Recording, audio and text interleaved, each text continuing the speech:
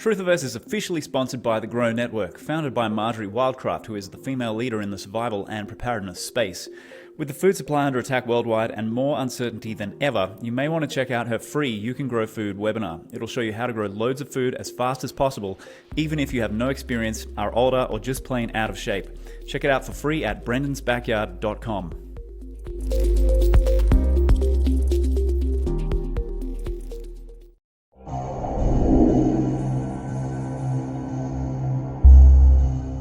All right, ladies and gents, welcome to this episode of Truthiverse. This week, I'm bringing you some experts in the realm of microscopy, and we're going to talk about this particular branch of it. These guys have been in the game for decades, and their dad was a pioneer in this field. He was a big deal, kind of a big deal, and we're going to talk about why that is and who these guys are. Welcome to Adam Bigelsen and Josh Bigelsen, the dynamic duo behind Holographic Blood, carrying on the dad's legacy, Harvey Bigelsen. Guys, welcome to the show, and man, where would you like to kick this thing off? Good question. Where do you want to go, Josh? Well, thanks for inviting us on, first of all. It's a pleasure. Happy to be here. Were you just quoting Naked and Afraid, Brendan? I'm sorry. I was it's in my mind, it's a Ron Burgundy thing. Oh, kind of a big Ron Burgundy. Yeah, nice. Awesome. Kind of a big deal. I appreciate that too. Whatever you want to do, Adam. If you want to give them a little background, we can blaze through some of that. You know, knowing that a lot of the background stuff can be seen through some of our stuff that's already out there. So let's kind of give a background on who we are, and then we'll go from there and answer any questions you got there, Brendan. Yeah, sounds good. All right. What's the background, guys? Cool. What do people need to know about what you've been doing and what your dad did? Background. Well, I got a little presentation. I'll do a screen share here real quick. And cool. Assuming my technology is working well, all will be awesome. And let me know what you guys are seeing on your end. Anything at all? Yes, you're seeing my presentation. We got Excellent. It. Okay, so this was part of a presentation I did at the European Congress of Integrative Medicine, which was kind of cool in Barcelona. Holographic blood analysis, a 40-year review. So as we say this and start this whole experience off, what I'll tell people and what we tell people is what we say a lot of times are things you've never heard before. And a lot of times it's the exact opposite of what you've heard before. But the reality is this is not what we think. This is what we know from repeated experience. All right. Our dad for 40 years was involved in this work and 25 years with the microscope and the terrain paradigm clinical success. All right. And we are calling this the terrain paradigm because these are the laws of nature, not the terrain theory. All right. So as we take a look at what we've got going on, the first thing we have to do is tell you a little bit about our dad. Now, our father was, he was a unique individual. He was a Vietnam trauma surgeon.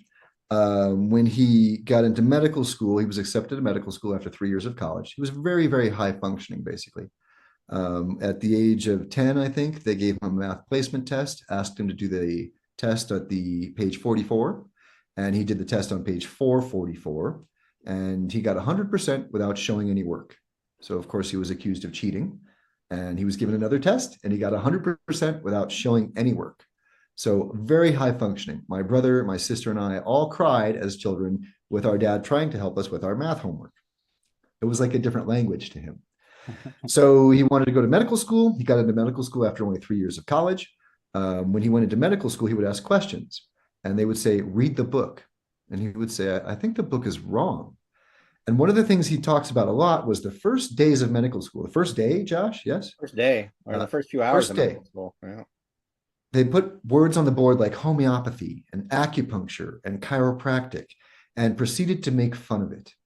And what he said was he was told that these people know nothing. What you're going to learn is everything and you will be a god. All right. So he questioned them. He didn't get answers.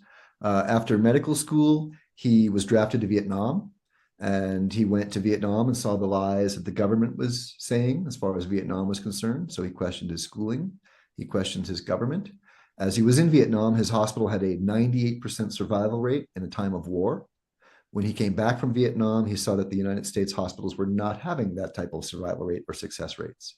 So now he's questioning even more. He went on to become an eye surgeon. He was a rich eye surgeon at a young age and had all the things he had ever wanted. We didn't have art on our walls. We had artists paint on our walls. and he was near suicidal. So at one point, our mother says she wants to go see a psychic, and she goes to see a psychic. Psychic says, I need to meet your husband, and introduces Dad to the work of Edgar Cayce. Now, as this is happening too, Josh, if you want to talk real quick about the retrobulbar injection experience. Yeah. So a client comes to him with an eye issue, and all he could recommend was surgery because that's all he was taught. So the client says, no, I'm going to, go try something different. Goes to some alternative witch doctor who does a retrobulbar injection. So they pushes the eyeball to the side, injects homeopathics into the back there, and fixes the case. So my dad's thrilled. So he goes and learns the procedure. A few months later, somebody comes in with the same issue. He's so excited. He's going to do this procedure, does the procedure, pushes the eyeball to the side, fixes the case. So the client is thrilled, totally thrilled. So the client had been to 6 different doctors who couldn't fix her. So she went around to all of those doctors to tell them what my dad did. And every one of those doctors reported my dad to the medical board. So this is the first time he gets in trouble for helping people. They didn't care if the person got better. We've got documentation of that too. They just only care that he didn't do it their way. Yeah. Yeah. So it's been a very interesting life for us at this point. So this was the first time Dad got in trouble. And what we say is it wasn't the last time Dad would get in trouble. If I look at real quick, as he's doing this, charges brought against him for illegible handwriting. He said one of the few things they taught him in medical school was how to sign your name really badly so your name could not be tracked. They actually taught him that in medical school. Wow. And then charges brought against him for illegible handwriting, which got thrown out of court, but we had to pay to defend it. Yeah, and even as a kid, my teachers would say, Adam, your handwriting is horrible. And I would say, oh, my dad's a doctor. And they would just laugh. Even the judge thought that one was a joke. So it was interesting too, because he started to get in trouble right after he did something interesting. He found out about Edgar Cayce, and he took the family from New York, where he was making tons of money, took a 70% cut in pay, moved us out to Arizona to be a part of the ARE clinic, which was an Edgar Cayce clinic. And as he was there, he was having a great time. He was really learning a lot of stuff. I remember as a kid, he would come home just super excited. Today this person came in with this, and we did this, and this happened. And it was really neat to see him just thrilled with what he was doing. Now, as he was doing this, this is in the 80s, the late 80s, and early 90s is when he started to really pick up steam. But at that point in time, anyone could call themselves a homeopath. So there was really no regulation of this kind of experience or whatever. But what Dad did was he got together with some of his friends and ended up working with Governor Bruce Babbitt to co-author the Arizona Homeopathic Medical Practice Act. So what he did was he wrote a law, and that law separated the AMA, the American Medical Association, from the AHMA, the American Homeopathic Medical Association. And our dad gave out the first homeopathic medical licenses in the United States. He was the first president of that board. And what he did was made sure the homeopaths had anatomy background. There was a woman came up to him at one of these conferences and said, you ruined my career by that law. And he said, go take an anatomy class. If you don't know how the car works, get your hands off the car. So he did something to legitimize alternative medicine. In 1986, he was actually Hans Nieper Man of the Year. He was recognized for doing more for the advancement of alternative medicine in the United States than any other individual. So he gets recognized. He creates a law. He gets in trouble. He got brought up on charges of curing someone by illegal means. Now, with what's gone on in the world recently, okay, I know we have documentation that the American Medical Association does not care that you get better. With our dad's case, they only cared about what he did. They did not care that the person got better. Yeah. So that says quite a bit about who we trust these days, right? So meanwhile, as time goes on with Dad, I get sick. There was a point in time where I'm about to go to college in a week, and I get mononucleosis. Isn't that a virus, Josh? Dun, dun, dun. Can we start it on that? It's contagious. It's contagious. So I get mononucleosis. I get it so bad, I'm showing minor signs of hepatitis. All right. Wow. I can't breathe. My tonsils are so swollen. I just wanted someone to cut a hole in my throat so I could breathe. So Dad finds a German physician working on an Indian reservation. All right. He's known as the Great Spirit. And this German physician actually flew in the Luftwaffe. He flew in Hitler's Air Force. Wow. So you now have this ex-Nazi working with our father, who's a Jewish doctor from Brooklyn, right? And we missed the Gaston Naissance thing, Josh. Right before this, Dad was taken on a trip around the world by a man named Burton Goldberg. He was taken with several other physicians to experience alternative medicine around the world. And he ended up in Canada with a physicist named Gaston Naissance. Some of your listeners and viewers may have heard of Gaston Naissance before. Mm-hmm. And Dad got to look into Naissance's microscope.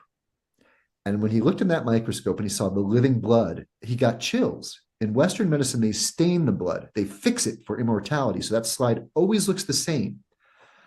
They don't look at the live blood. When Dad looked in that microscope, he knew he had to learn more. There were things there he'd never seen before. He was thrilled. So he came back to the States after this trip, and he doesn't know what to do, and this is when I get sick. So he finds this German doctor, Friedrich Ploeg, who's on an Indian reservation, and he uses the microscope. He brings him in on my case. He looks at my blood. He takes some of my blood and mixes it in this huge, like, horse syringe with some other remedies.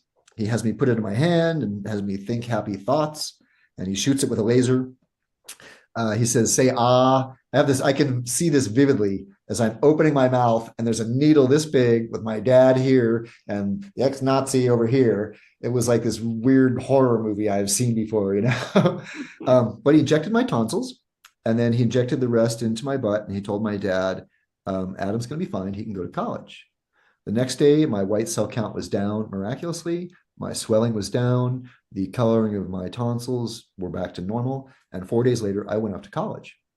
And my dad said to Dr. Ploeg, you're going to come work in my office. So he studied Dr. Ploeg's cases as much as he could. The Berlin Wall came down. Dr. Ploeg went back to Germany to find his family. Dad's lost. All of a sudden, another German doctor walks into our office, Silke Friedrich, 4 foot tall, high heels, big red hair, flowing cape, and a diamond-encrusted cigarette holder. And she says, I am here. We have no idea who this person is, where she came from, but she works with the microscope. So as she works with the microscope, she's doing things with Dad that Dad doesn't totally believe. There's a patient in the middle, Dad on one side, Silke on the other side, and Dad would look in the microscope and guess. Oh, stomach problem? And Silke would shake her head. Liver issues? No. Emotional problems? Yeah. So she was like coaching him, basically. And at one point, she says to the client, she asks about his broken arm. And the client says, I didn't tell you I broke my arm. How do you know that? And Dad says, can you excuse us for a minute? I need to talk to the doctor. And Dad says, how the hell did you know that? And she points in the microscope, and there's an image there that looks like a broken arm. So now Dad's very right brain. Left. Is that right, Josh? Left. Left brain. He's a numbers guy. He's all about numbers. Yes, I figured this out someday. And he doesn't believe what he's seeing. So she did this repeatedly for over a year until Dad really understood what was going on, that she was seeing images in the blood that were representing imbalance in the body, true root causes. What they started to do was address what they're seeing in the blood, and Dad was getting results like he had never had before. So awesome work. He's learning. Eventually, she's out of the picture. This is when Dad starts to get in trouble. Medicare comes to our father because he's doing really well. And they say, you should provide Medicare. He says, I don't know how to code because I do unique things. So Medicare tells our father how to code. And then a month later, he's brought up on Medicare fraud charges based on the coding that they told him to do. Yes. We have a book called Medical Conspiracy in America. You can find it on our website, or it's out there. The PDF is free. We have documentation of medical conspiracy in America against our father. So he gets in trouble again. Life goes on. Well, Dad gives up his medical license. You didn't Go ahead. The story there, Adam. Yeah. So he uses the codes that they use. They bring him up on code violation charges. 178 counts, totaling something like $1,700. They call it a felony, and he's forced to give up his license. Okay. At the same time, Senator Bill Frist has a $900 million Medicare misdemeanor charge. Okay. At this point, it was the lowest felony conviction rate in U.S. history. Yes, and they spent your tax dollars, or American tax dollars, to go after our father for $2,000 with the fraud, right? So as that goes on, he's got no more license anymore, and he says he becomes free. You know, he's not under their jurisdiction anymore. And he goes to Mexico. So to heck with this, I'm getting out of here. Actually, at one point, yeah, he went to Mexico. Mexico's great because Mexico is supportive of medical tourism. As long as you're not hurting anybody, they're fine with all that. And he does great work. Dad becomes very famous for his cancer work in the 90s, working in Mexico. So as he does that, Mexico is very unique. There's a point in time we go back to the United States, even though Dad said he would never work in the United States again. We went to California. We were working in Lake Tahoe. And it was interesting because Nevada and California, the border there, one state, our remedies were legal, and the other state, our treatments were legal. And we actually found a clinic, an office where the state line ran right through the office. So you could literally come over to this side and get your remedy and then walk a few steps and get your treatment. Our life has been very strange. I don't know how many clinics there are or buildings there are like that in the world, but we had one of them. There was a point in time the snow gets to Dad. He says, I can't deal with this. They get to Nevada City, Grass Valley area, where we had our most current clinics. Last one was shut down. Oh, well, you can tell them that one, Josh. Oh, yeah. Yeah. He's on. Dad went on, was it George Nuri? And he was talking a little bit about how dentists don't understand how much they affect the body. Mm-hmm. So this angered a local dentist who kept calling the medical board. The reports say he called the medical board 2 or 3 times a week to try to get my dad in trouble. So the medical board said, oh, Bigelsen, he's been on our list before. So they come into the office. There's no search warrant, no nothing. They take our microscopes. They take our remedies. Takes us about 18 months to go through the legal process. They said the medical board had nothing to do with it. Yet we had to pick up our microscopes from the medical board, and the fine was paid to the medical board. They had 14 or 16 charges against both him and I, and they got 1 charge to stick. And what it was is we were using porcine embryonic cells. We were using pig stem cells, and they would come with a French label and an American label. So we would use the American label. On that label, it did not say there was 5 milliliters in the bottle. So it was false advertising. Oh, Jesus Christ. Right. So that's the charge that stuck. We had no recourse. The parents lost their house and all of their money. I had to sell my house because I couldn't afford it anymore. And the clinic was closed down. Wow. Yeah. Welcome to medicine in America in the 20th and 21st century, folks. Absolutely. Yes, it's a wonderful thing. Well, Dad was interesting because he fought for his country in Vietnam, and then he fought against his country for your health rights, for your health freedom. So as far as we're concerned, I mean, he's our father, so he's our hero, but he was a true American hero as far as we can see. He fought for people, right? Well, so what it comes down to, and I'll make it quick, is that he was fighting for people's healthcare rights, but the people were not fighting for the rights themselves. Mm-hmm. Mm-hmm. And he took the bullet for it, and we see what just happened. Yeah. Yeah. Right. So if you have a practitioner who you love, who you believe in, it's your job to defend them. It's not their job to defend themselves. Mm-hmm. Mm-hmm. Exactly. Yeah. Exactly. Yes. Definitely. Yeah, that's a big one. And these days there's several books he wrote, and the Doctors Are More Harmful Than Germs book that he wrote talks about all that just went on recently. And that's the deal is, it's where have we given our power? You need to support what you need to support. So, and Dad would always say this too. People would say, fix me, doc. And Dad would say, you've been a part of the problem. You need to be a part of the solution. All right. So this is about regrouping people. We need you for the support. We cannot do this all by ourselves, right, Brendan? Correcto. And yeah, that's it. I don't need to add anything to that, but it's so important, especially for people who are in the trenches, like you guys are in the trenches, and your dad was in the trenches, and these are the people who we need to prevent them from becoming martyrs. We don't want medical pioneers and medical heroes, people who are freedom fighters, to be martyred in the process. If we get the numbers behind them, that shouldn't be necessary. Absolutely. Right. Exactly. There's many more of us than there are of them. Mm-hmm. Now, what happened with this was interesting too. So Dad did great stuff. When the clinic got shut down that last time, Dad was really angry about it. Josh kind of went into hiding for a little bit. And then we decided it was time to teach. Sometimes when you squash something, it explodes. Yeah. So they think they squashed us, and Josh and I started traveling. We went to Seattle. We did a whole lecture series. We ended up getting to Spain. We had over 500 people show up for a lecture in Spain, standing room only, doctors and scientists and lawyers. We made awesome connections, and we've been sharing this work around the world. This is not my dad's work. This is not ours. This is information that was given to him to share with the world. Mm-hmm. And we did hire private detectives to try to figure out where these 2 German doctors had learned this, and we don't know. There's something out there called live blood analysis, which is very similar images, very different interpretation and philosophy. At this point, we are the only ones in the world who do what we do. All right. So if you think you've had this done, unless you've come to us, you have not.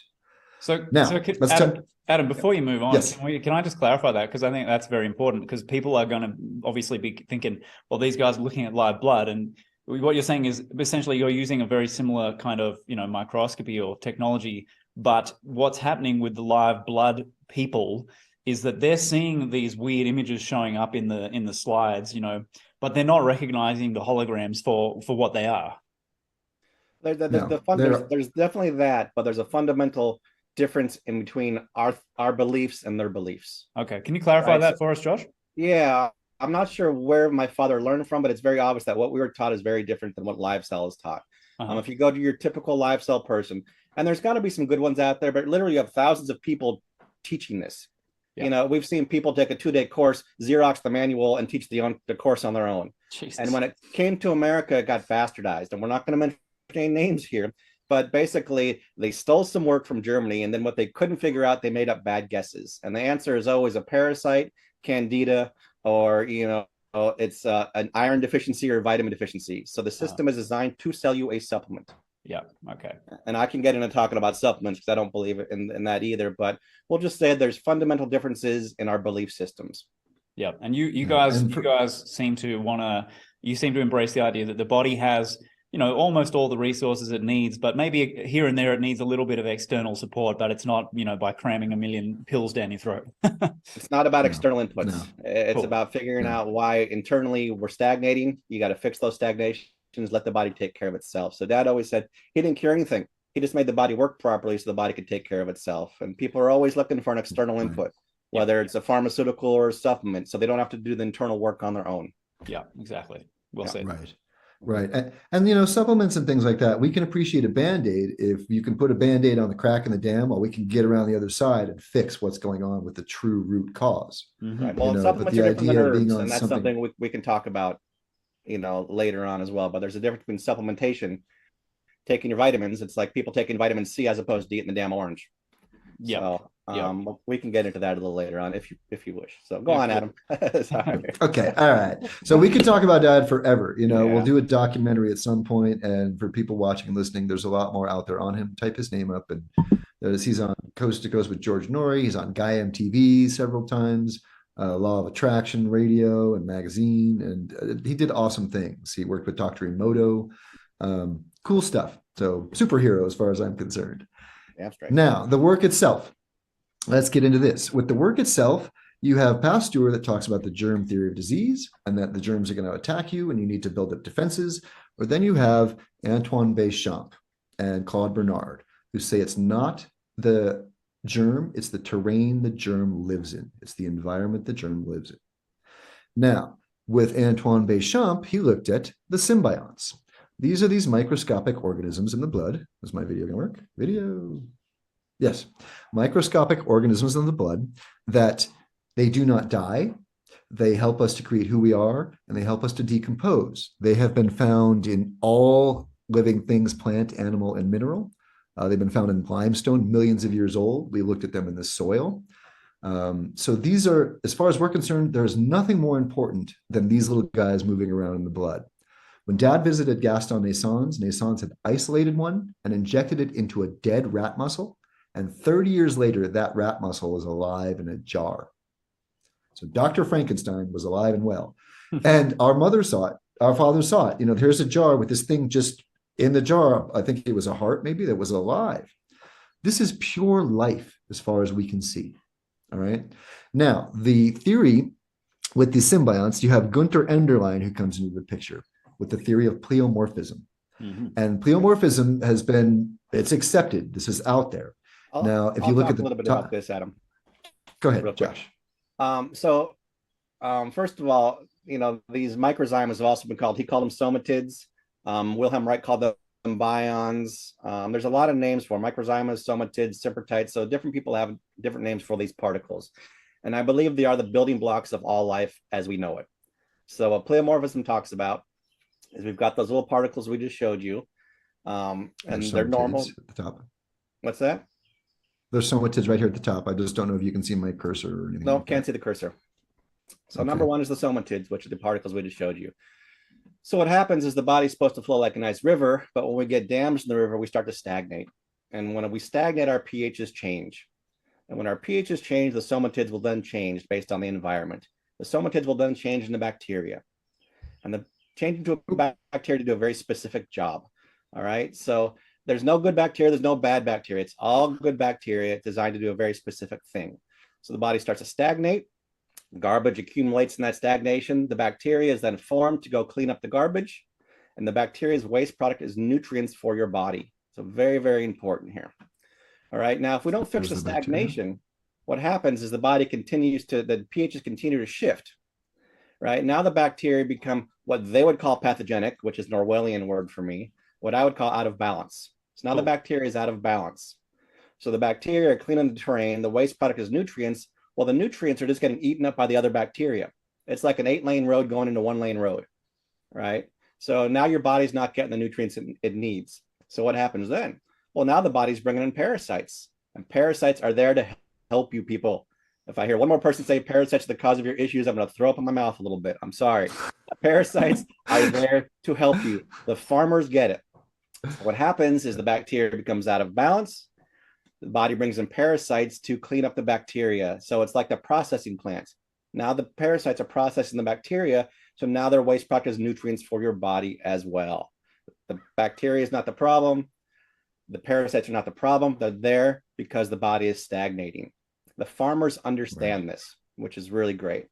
So if we don't fix this and the body continues to go down that circle there, and we go to a higher valence, now the bacteria turns into a fungus, creates a fungus in the body. Right. So the body at this point, the fungus, what we know from mushrooms in nature is they're trying to withdraw toxicity from the soil. So the fungus is doing that. But this is more of a chronic issue now. So the body at this point, if you can't fix the stagnation, the body's going to help you decompose. Mm-hmm. Mm-hmm. All right. The problem is not the mold. I've seen lots of cancer based on it's funny because they're right and wrong. They say, well, cancer is caused by a mold. No, cancer is the mold. Okay. Yep. Cancer is a mold, right? And it's reacting based on what's going on in you internally. So a lot of things out there, and I think we mentioned it, somebody mentioned earlier or last time, lots of things out there will kill this mold, but they're not fixing why the body's moldy in the first place. Traditional cancer will get rid of traditional medicine will get rid of your cancer. Most of the time they're killing the whole human being in the process. Sodium bicarbonate can go in there and kill the mold, but it's going to come right back because you're not fixing what's causing the issue in the first place. Mm. Now the beauty Tell about the cheese. It's if you get some mold on some cheese, you cut the mold off, the next day you got 10 spots of mold because the cheese is still ready to mold. So the beauty of pleomorphism is it can be reversed. You remove that dam from the river, so now the pond becomes a river again. You've got a nice happy balance. The pH is balanced out and the body balances out on its own. The fungus morphs back into a bacteria and back into a healthy little symbiote or microzyma. It's this beautiful symbiosis. It's all about balance and symbiosis. Nothing in there is designed to attack you. It's all there to help clean and regulate. That's why we call it a regulatory system, not an immune system. Beautiful. So that's a real quick little basis on pleomorphism right there. What we have seen in the past, unfortunately, pleomorphism is taught in a lot of the alternative world as not being reversible. Yeah, and that's not correct. No way, shape, or form. Is that correct? I have videos. I have some videos we just shared recently of pleomorphism reverting back the other way. It's a beautiful, beautiful, beautiful thing. Yeah. So it's just a wonderful process. The body's always striving to heal. It's always striving for balance. It's never going to be attacking itself. Sometimes it breaks down because it's working too hard. Yeah, for sure. And let me go, Josh. Brendan, jump in anytime because otherwise we'll take over and run the show. I'm done with it. Josh, settle down. So you don't have to do the whole presentation. So Brendan, did you have a thought? Question? Okay. So with this one, I just wanted to support when you see over here this yeast form. Okay, Candida. This is a hot topic. It's people are going to do these Candida cleanses and all the detoxes and things like that. If Candida is a fungus, it's a mold of sorts. And think about what Josh said. This is Paul Stamets did an experiment. There was an oil spill. He covered the spill. It was on some land. He covered it with mushrooms, and the mushrooms were extracting the oil the toxicity from the soil and converting it to organic matter. Now, we have candida in the body. What's it doing? Is it doing the same thing? Yes. So we're not going to kill your candida.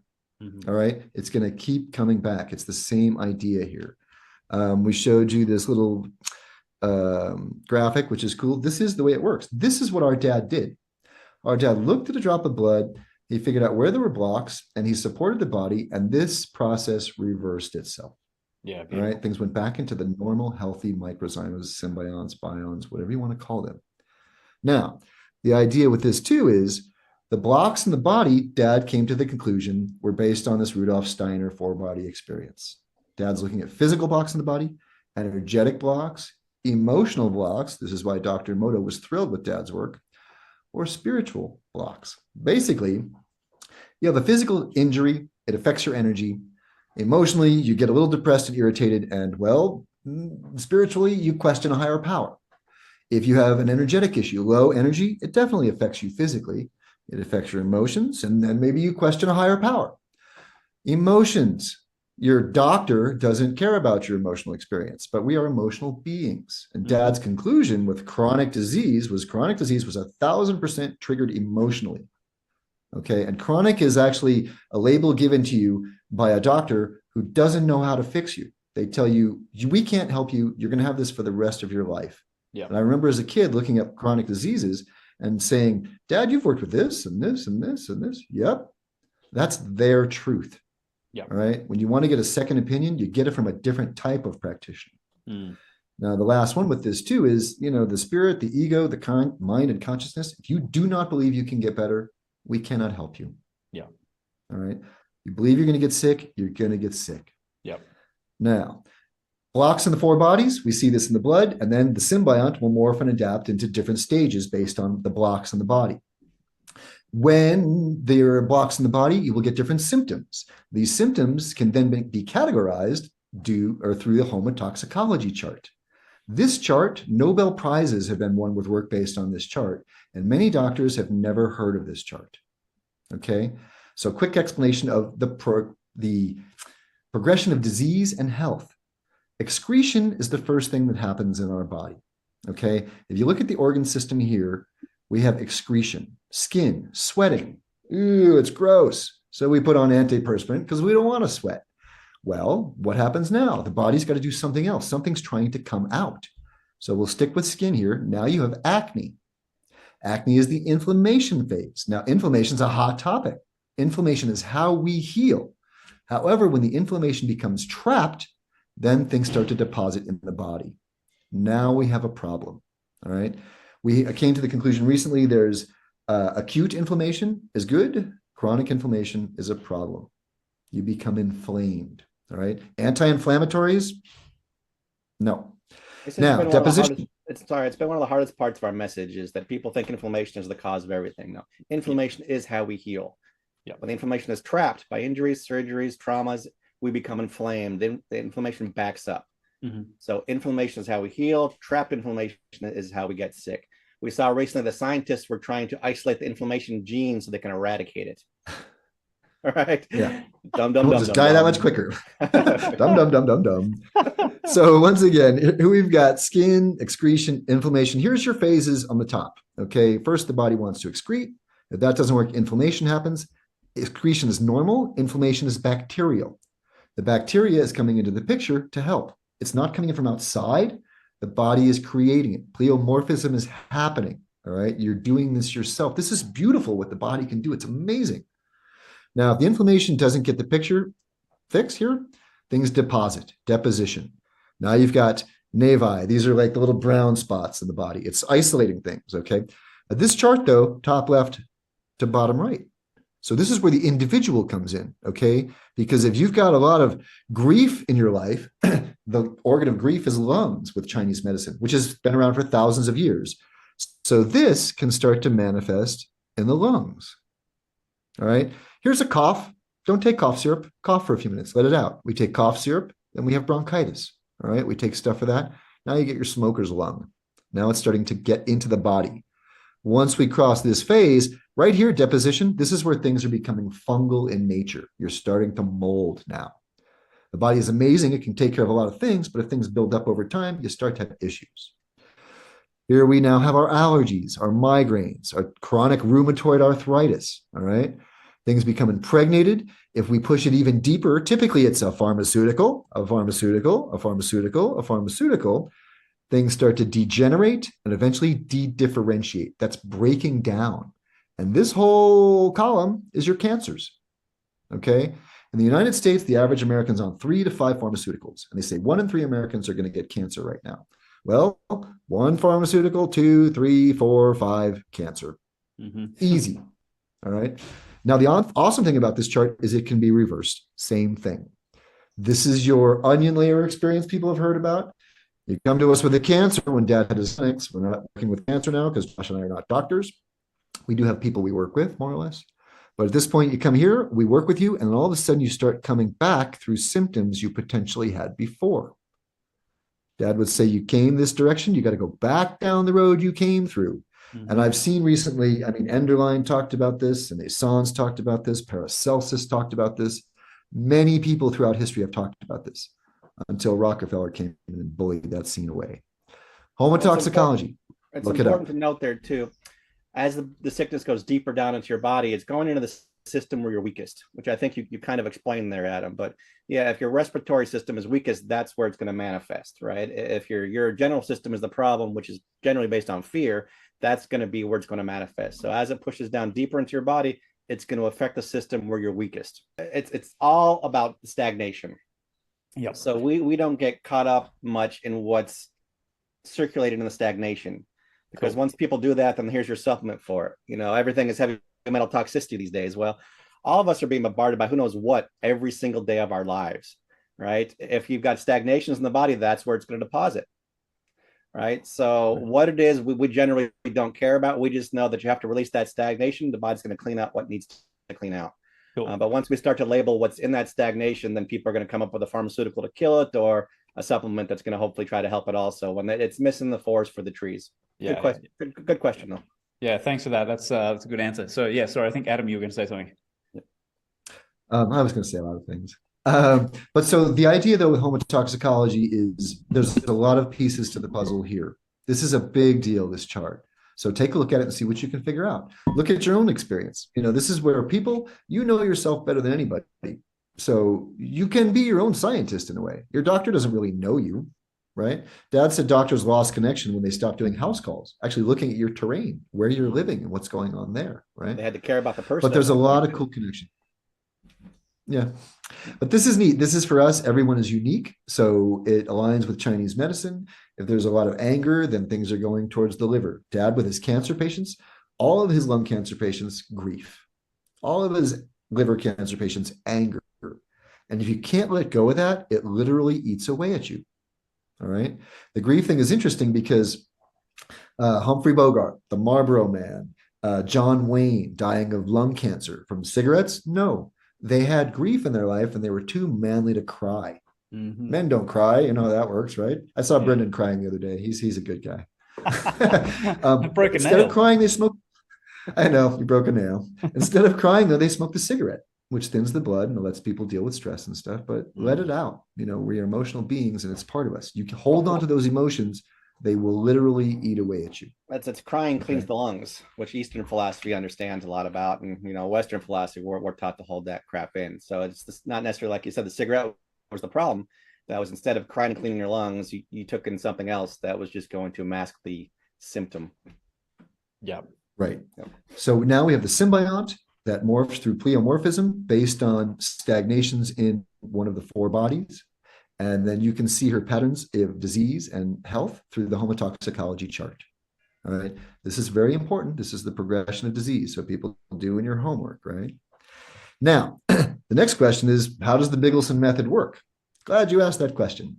When we look at the blood, what we do is, there we go. We review the basics, the red blood cells, the white blood cells, the plasma activity, those little symbionts there, okay?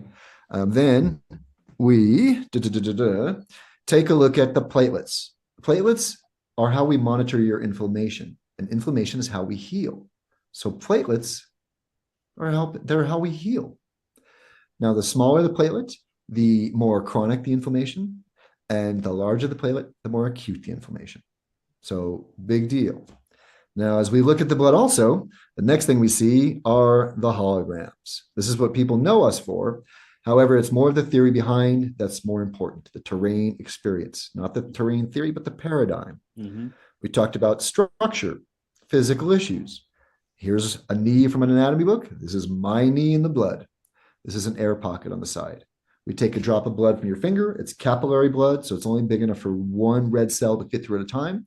This image, if it was physically in your bloodstream, you would have a stroke. So this is energy representing imbalance in the body. All right. When everything is vibrating at its own frequency, everything is awesome. It's like a beautiful symphony. Something's out of balance. It changes the frequency, creates a disturbance field or an interference field. Holograms are created by splitting a beam of light and more or less taking a picture of an interference field. Mm-hmm. Our microscope splits the light, and we are able to see this disturbance field visually, and sometimes they match anatomy books. You know, we actually have thousands, tens of thousands of images. Like I said before, we've done this for many, many years. So this is not what we think, it's what we know. Repeated patterns. This guy broke his hand. There's the hand in the blood. All right. This one's awesome. The femur, and Western medicine says this is dirt on the microscope, by the way, which happens to match the anatomy books, right? It's pretty amazing. Spinal cord, we see this a lot. This person had an injury on the spine. All right. You may have seen these recently. I think, Brandon, you sent me something that was more ridiculousness related to pandemic, whatever. They're seeing these in the blood. Never before seen images. People, we've seen this for over 20 years. Okay. So who are you believing? We've had experience. You know, there's a lot of people that have read the manuals and read all these theories and put theories together. And many people, guys, during this whole pandemic are showing you images that they did not take themselves. Mm-hmm. Okay. So with this image, what they're doing is making up false answers because it fits into their narrative. Yeah. And this is where lack of integrity comes into play. And a lot frustration of it, for us. A lot of it seems to be just sheer, like, there's definitely that, Josh, and you guys can name names, but there's a lot of people out there who just don't really know, you know, they don't have your perspective, they don't have the holographic blood, and they see this stuff, like you said, like, oh my God, we've never seen this in the blood before, and then it's like the narrative is, well, everyone's just been jabbed, and this is like nano, you know, whatever in the blood, and they run off on these tangents. Yeah. But yeah, you guys have been seeing these for decades, so it's not what they're interpreting. It's the problem. Even the people doing live cell, they've seen these too. They just don't know what they are. So now they're coming up with stupid names for them. You know. Well, this is one of those things where it's like, look, people, you're guiding people. If you don't know what you're talking about, then shut up. Mm-hmm. I mean, sorry. It's what we talked about too. Is his dad was very, very adamant about the fact that you have to be honest about what you know and honest about what you don't know. Yeah. There's a ton I know in the blood. There's a ton I don't know, and there's a ton I'll never know. And I'm okay saying I have no idea what the heck that is. I'm not going to make up an answer because it fits into what I believe to be true. Yeah. You know, so it's where people got to check their egos a little bit. But Dad was great with that. You know, so if I don't know what it is, I don't know what it is. That's you know, that's all there is to it. Yeah, and it's fine to not know. Well, and it's funny. Like there's this whole thing in the truth movement in particular where we have this like anxiety caused by not knowing an answer to something. And it's like we have to actually be emotionally mature enough to acknowledge when we don't know the answer and be okay with that. Absolutely. Yes, and to know and say when we were wrong. You know, I had images for years I thought were stem cells, was awesome, and I would show them to people secretly. Look at this. I'm not sure, but look at this. And recently, can I say? I'm saying a name. Is showing. Brendan can edit that out. You don't know him, Josh. They're sharing images of nanocircuitry. Let's say that. Recently, you're seeing images of nanocircuitry. I have those same images. I've had them for years. All right. And we did an investigation. We found them the same images in tears, in urine, in stem cells, in exosomes, in some of the inoculations that I analyzed, in tears, urine. This is salt. We saw it in saline solution. And I actually shared this information with people that you all know, and they were not happy with me. Yeah. They said, are you accusing us of lying and blah, blah, blah? And whose images are these? And I said, they're mine. And people that you guys know, they're sharing images that are not theirs. All right. And it was fun because at one point, Andrew Kaufman actually defended me against that. And I sent him this video. He said, "You're right." He said, "People aren't going to want to hear this because it doesn't fit their experience." Yeah. Well, he's out there continuing to work with those same people too. So it's one of those things. It's not nanocircuitry. It's something that he's seen forever. It's salt. Yes. Come on, yes. guys. Yeah. And they didn't want we'll to get into this because it didn't fit into their beliefs. Yep. Right. And we, with what's going on recently, Josh has no interest in talking about it, which is great. Some people are talking about it over and over, the problem. We're here with solutions. Yeah. Okay. We're not interested in talking about this is ridiculous. Get over the problem, move the hell forward. Okay. Yeah. So back to the blood. Spinal cord, we see. This one here, you can see on the left side, there's actually some air pockets here. This is air, right? But you see the vertebrae and the cartilage. This is the X-ray, and this is the drop of blood. Like this is matching an X-ray now here. Okay. So physical issues we see in the blood, easy. We see energetic issues. Now, you talk about the river flows, Josh said. Well, the body should flow like a nice river. And if a twig falls on the edge of the river, debris accumulates. Now, we can detox that debris and cleanse, or we can get rid of the damn twig, right? Now, when we look at the blood, we see scars. Scarring is a form of physical and energetic restriction. And if you look at the picture, on this top right one, there's your twig, and look at all the debris that accumulates around the twig. All right. Scars can pull you out of alignment. The belly button is our birth scar, and it's tight. Most of us have this innie, this pretty little belly button. What they don't realize is the belly button's attached, the umbilical ligament is attached to the roof of the diaphragm and the pubic symphysis. They pull that umbilical cord out. It's like a drawstring, and it pulls the diaphragm down onto the liver. The liver backs up eventually, and then you get mononucleosis. Mm-hmm. Not contagious. Another virus, right? I thought it was caused by a virus. Yeah, you thought wrong. Very, very simple, and I'll keep it simple on that. But yeah, they pull out that umbilical cord. They tie it off too tight. It's like a drawstring. Pulls that diaphragm down. And when do people get mono? They get it in their teens most of the time, because that's when they're starting to grow. So the body's going upright, but that diaphragm continues to pull down the liver, and the liver starts to back up. And this is where your mono comes from. Right. Okay. So the belly midwives got it right. They'll leave 3 or 4 inches on the umbilical cord. After a week, it naturally falls off, and those kids breathe really, really well. Cool. Beautiful. Thanks, guys. Scars are a big deal. Yeah. And the body's not designed to be scarred. We'll say that. We can get more in depth, but we'll be here forever. Yes. Organs in the blood. Why do we see organs in the blood, Josh? Well, because the energy is stagnant. So, and I don't ever believe that the organ is the primary cause of one's issues. There's always reason your organ isn't working.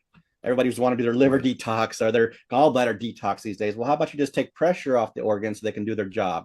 The organ is not the primary cause of people's issues. Yeah. When it shows up in the blood, I know that area is stagnant. I have to figure out why. So it's about putting the puzzle pieces together.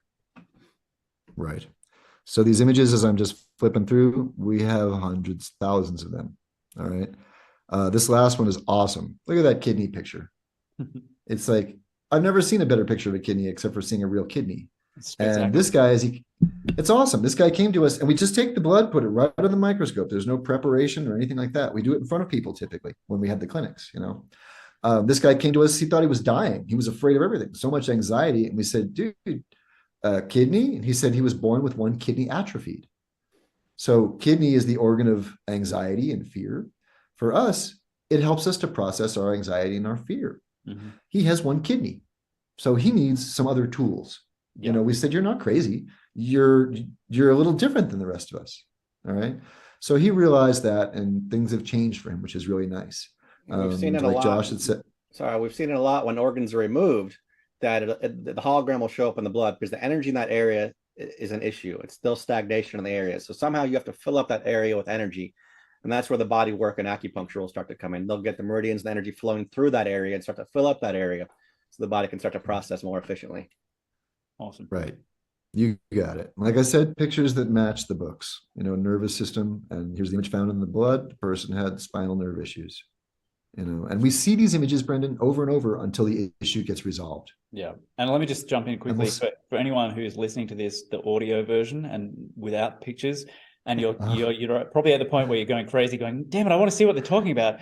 Just go to the BitChute channel and the video will be there. And if you want the full video, because I will be dividing it into 2 parts, and the second part will just be in the Truthiversity for our subscribing members, the whole video will be in there. So just go find the video on BitChute or inside Truthiversity and you can get all the images that we are discussing. Brilliant. Excellent. So as we look at things, this was an interesting image. Dad looked at the blood and saw this, and that doesn't look human. It doesn't look organic. He said, it looks like a dental implant. And the woman said, yeah, I've got an implant that's killing me. The body said, get this out. This is a problem. This is the actual implant. And I'm not here to Photoshop and, lie to people. It doesn't do anything for us. Yeah. This is the implant. As soon as the implant was taken out, the image in the blood starts to dissipate. Mm-hmm. All right. So when we had our clinics, we look at your blood, see an issue, address the issue, look at your blood again, and the blood will change immediately if we've addressed the true root cause or what the body is concerned about. Yeah. It's a real-time monitor. It's amazing. And we know that science knows, that sounds like a bad word these days. Common sense. I don't know. How do we say this now? A small change in a biological system affects the greater whole. Yeah. So if we can look at your blood and change the blood, we know we can change you. We had someone came to us, he fell, hurt his back, looked at the blood, we see structure. Famous chiropractor works on him, crunches him up, rolls him into a ball, and rolls him out the door. And we look at the blood, guy feels better, blood looks the same. We have him do some cranial sacral work, some gentle manipulation for a few minutes. He feels relaxed, the blood changes. Mm-hmm. So interesting, right? Just because you feel better, you want to feel better, take a drug, you'll feel great. You'll feel nothing. You'll feel nothing. Exactly. Yes. Then to the emotions. Dun, dun, dun. We see emotions a lot of different ways. In the end, this is what we're seeing here. Colors represent different things. Blue is shock to the central nervous system. Red is an irritation. The black is what we would call necrotic. There's no energy getting through there. This top left image is actually in the shape of the liver. Top left image, that person died of liver cancer. That's end-stage liver cancer. Yeah, wow. All right. These are older emotions. They're more crystallized, which is interesting. They often get mislabeled as heavy metals. Yes, they do. They do. They're very pretty. Go ahead, Brendan. Sorry. Could you just say that again, Josh? Yeah, these images often get mislabeled as heavy metals by lifestyle practitioners. Okay. So as we see these, it's a question of talking to the person. Are they willing to admit what's going on to themselves or not? There are some people we couldn't help because they're just in denial, you know. However, my dad, our dad, his hero was Sherlock Holmes, and it's about putting pieces of the puzzle together. So when you see this image, what you're looking at here is, this is the sacrum. It's kind of a side view of the sacrum. And this is an old, deep, dark emotion. We call this a worry cell. It kind of looks like what some people were labeling as graphene recently, which have been in Enderlein's books since the 20s. Is that right, Josh? Yeah. What you're seeing here, though, Brendan, is a deep, dark, old emotion on the sacrum. This is early sexual abuse, as we see it in the blood. Okay. Putting those pieces together. Okay. So Dad would say there's no secrets in the blood. As we look at things then too, we would treat people. Dad would treat people. We don't treat anybody. And then we're looking at results of a successful treatment. The left side, you can see scar here. This was a scar that got treated. And look, the streaking. It's like the dam was broken and everything is going to start to come out. This is where you drink a bunch of water and this is all going to end up in the toilet. Let that crap out. Over here, you've got, and these images we've seen recently. This was a hologram. Whatever's gone on, the treatment got to the root of the cause, and now inflammation is coming out. We've got, this is a structural issue. Swelling is these coming pieces. What's that, Josh? Swelling is coming out. The swelling. Yes. Yeah. The stagnation is being released. So we can get into a lot of this. This is a lot of things that we see after treatments. But, you know, we really got to just, all right. Let me do my thing. If you stop interrupting, we'll get quicker on this, you know. We're brothers. So this image on the right side, that was a solid hologram before the treatment. So it's like we're breaking things apart now. Okay. We also believe that emotions get locked into us physically. So you can go to the therapist and talk about it for years. You go to the massage therapist and all of a sudden you start crying on the massage table. You need to open up physically to release some of these emotions. Everything is interconnected. This is the integrative, holistic experience. So with our short version of this, after 40 years and over 60,000 images, Dad's conclusion was health is simple. People are complicated. All right. But most of the time, what we say is if you have questions, the answers are in the blood. And the reality is the terrain is all. And it's new paradigm time, we like to say. Terrain paradigm time. Yeah. So for people listening also, not the terrain theory, terrain paradigm. So I can stop the sharing, I think, on this one now, if my technology allows me to do so. And we can it's important to note there too that emotions are 1,000% behind why we get sick, right? But once that emotion becomes physical, we have to work on the physical, not the emotional.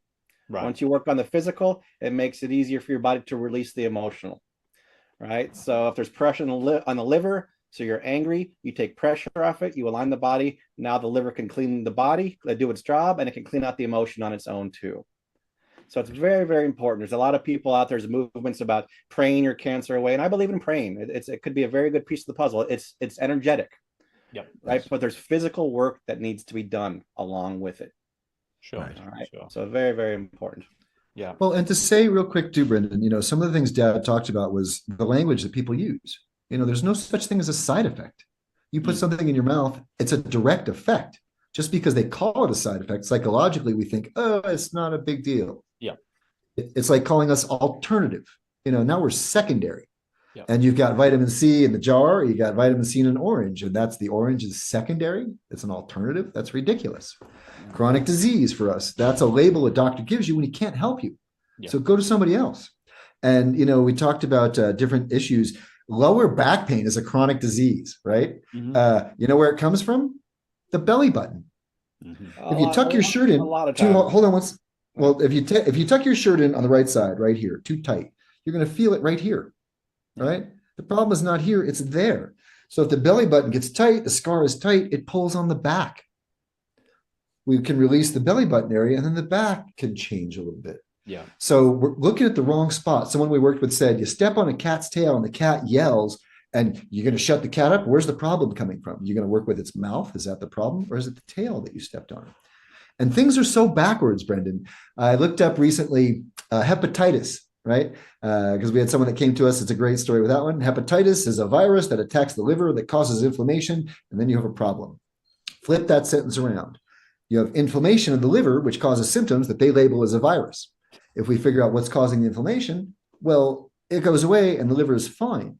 We had a patient way back, a friend of mine, hepatitis. She came in, it's in Dad's book. I actually mentioned this to Kaufman and Cowan on a webinar at one point. And Cowan just said, yep, and had nothing else to say. She comes in, she's got hepatitis, and Dad looks at the blood, sees the liver, sees inflammation, and sees her IUD, an intrauterine device, which is designed to cause inflammation. She's had it for 7 years.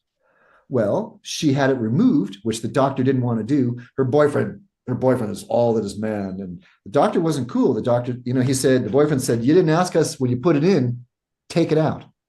You work for us. She took it out, inflammation went away, and her hepatitis went away. There you go. Hepatitis doesn't go away.